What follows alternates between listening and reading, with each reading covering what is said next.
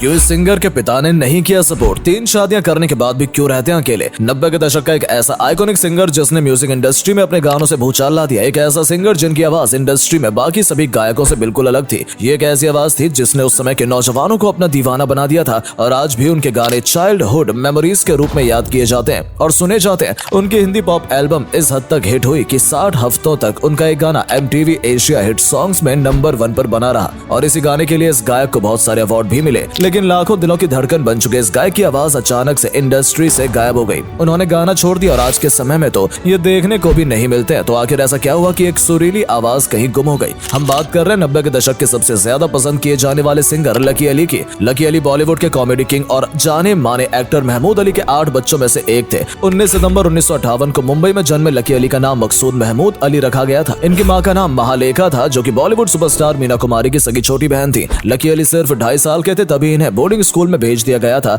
यही वजह थी कि लकी की अपने परिवार के साथ बहुत ज्यादा नजदीकियां नहीं थी और पिता के साथ भी ज्यादा नहीं बनती थी। ऐसा भी कहा जाता है कि एक बार जब महमूद साहब लकी से मिलने उनके स्कूल पहुंचे तो लकी उन्हें पहचान ही नहीं पाए कि ये उनके पिता हैं, बल्कि उन्होंने कॉमेडी एक्टर के तौर पर अपने पिता को पहचाना। महमूद साहब अपने बच्चों को भी एक्टिंग करवाना चाहते थे, खासकर लकी को वो एक अच्छे कलाकार के तौर पर स्थापित करना चाहते थे। जब छुट्टियों में लकी घर आते थे तो महमूद साहब लकी को अपने साथ सेट पर ले जाया करते थे ताकि लकी फिल्म के माहौल को समझ पाए, लेकिन लकी को कभी भी जुड़ाव महसूस नहीं होता था। महमूद साहब की कुछ फिल्मों में लकी ने चाइल्ड आर्टिस्ट के तौर पर भी काम किया, लेकिन बड़े होते होते उनकी फिल्मों में रुचि कम होने लगी और वो पैरेलल फिल्म की तरफ झुकने लगे और पिता की मर्जी के खिलाफ श्याम बेनेगल के असिस्टेंट बन गए, जहां उनकी कुछ फिल्मों में लकी छोटे मोटे किरदार निभाते नजर आए। ऐसा भी कहा जाता है कि पिता से बढ़ती दूरियों के चलते लकी अली पांडिचेरी चले गए और वहां तेल फैक्ट्री और कारपेट बनाने वाली फैक्ट्री के काम करने लगे। लेकिन अब लकी का झुकाव संगीत की तरफ होने लगा था और काम के साथ साथ लकी गिटार लेकर सिंगिंग किया करते थे। कुछ समय बाद इन्होंने अपनी नौकरी से इस्तीफा दे दिया और बेंगलोर पहुंच गए और जहां उनके पिता का फार्म हाउस था वहीं रहने लगे,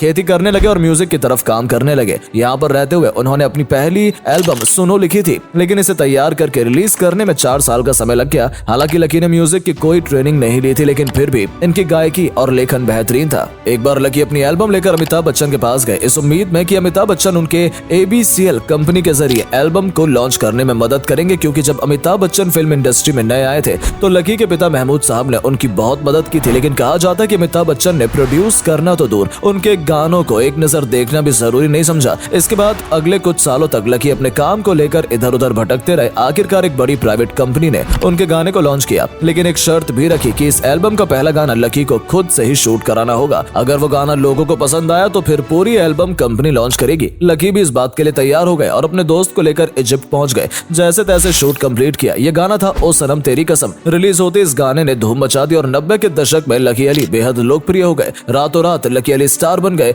इस गाने के लिए लकी अली को कई अवार्ड दिए गए, इसके बारे में उन्होंने सोचा भी नहीं था। उसके बाद साल 2000 में इन्हें राकेश रोशन के पास से बुलावा आया और फिल्म कहो ना प्यार है के लिए कई गाने इन्होंने दिए। इस फिल्म का गाना एक पल का जीना उस साल का सबसे बड़ा हिट गाना बन गया और लोगों की जुबान पर चढ़ गया। इस गाने ने भी कई अवार्ड जीते और इसके बाद लकी अली एक फेमस सिंगर बन गए। इसके बाद लकी की 3 एल्बम आई जो कि सुपर हिट साबित हुई। इसके बाद साल 2002 में एक फिल्म आई सुर, और जिसमें लकी अली ने फिल्म के हीरो का किरदार निभाया था। इसमें लकी अली ने म्यूजिक टीचर की भूमिका निभाई थी। ये एक म्यूजिकल फिल्म थी। इसके सारे गाने हिट रहे थे और लकी अली की भूमिका को भी काफी पसंद किया गया था। 2002 में ही लकी अली एक और फिल्म में नजर आए जिसका नाम था कांटे, जिसमें भी इनकी एक्टिंग को खूब सराहा गया था। इस फिल्म के कुछ गाने लकी ने कंपोज किए थे और गाए भी थे। इसके बाद लकी ने कुछ फिल्मों के लिए गाने गाए और हिंदी के अलावा तमिल और तेलुगु में भी अपने गाने दिए। साल 2004 में आई फिल्म युवा के लिए भी लकी अली ने गाना गाया था जो काफी हिट रहा था। इसके बाद कुछ गिनी चुनी फिल्मों में इन्होंने गाने गाए और उनकी कुछ एल्बम भी रिलीज हुई जो कि ज्यादा कमाल नहीं कर पाई। गाने लिखने और अपनी आवाज देने के अलावा इन्होंने कई गानों को कंपोज भी किया और अपना म्यूजिक दिया। हालांकि इन्होंने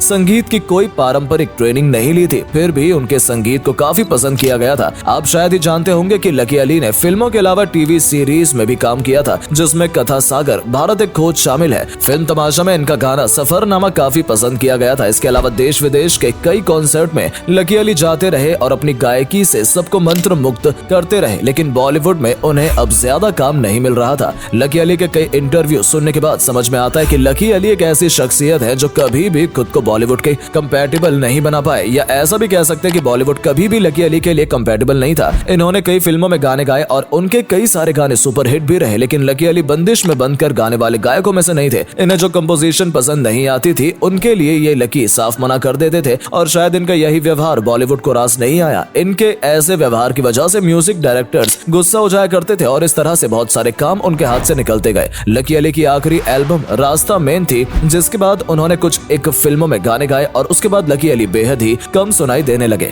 बॉलीवुड की चकाचौंध कभी भी लकी अली को अपनी ओर आकर्षित नहीं कर सकी। शायद यही वजह है कि लकी अली मीडिया से हमेशा दूर रहे और धीरे धीरे बॉलीवुड से भी अलग हो गए और यही वजह थी कि सबने उन्हें भुला दिया। लकी अली ने हमेशा अपने जुनून के लिए गाने गाए और बनाया करते थे। उन्होंने कभी भी अपनी इस कला को व्यवसाय नहीं बनाया, लेकिन लकी का यही अंदाज लोगों को काफी पसंद आता है। इसीलिए कभी सोशल मीडिया पर लकी अली कहीं भी कुछ गुनगुनाते हैं तो उनके वीडियो झट से वायरल हो जाते हैं। अगर उनकी निजी जिंदगी की बात करें तो इन्होंने 3 शादियां की थी। उनकी पहली पत्नी न्यूजीलैंड की रहने वाली थी। उनकी पहली एल्बम ओ सनम में जो नकाबपोश महिला नजर आई थी वो लकी अली की पहली पत्नी थी। उस समय उनके पास मॉडल हायर करने के पैसे नहीं थे, इसीलिए पत्नी से ही एक्टिंग करा ली थी, जिससे उन्हें 2 बच्चे हुए। उसके बाद इनकी मुलाकात हुई अनंता से और इन्होंने इससे भी शादी रचाई। इनको भी 2 बच्चे हुए। कुछ साल सब कुछ ठीक रहा। फिर 2009 में उनकी जिंदगी में एक और महिला आई जिनके साथ इन्होंने फिल्म में काम किया था। ये थी मिस इंग्लैंड, जिनकी फिल्म तो कभी नहीं बन सकी, लेकिन असल जिंदगी में इनकी जोड़ी बन गई और उन्होंने तीसरी शादी कर ली और उनका एक बेटा है। लेकिन 8 साल बाद 2017 में कैट ने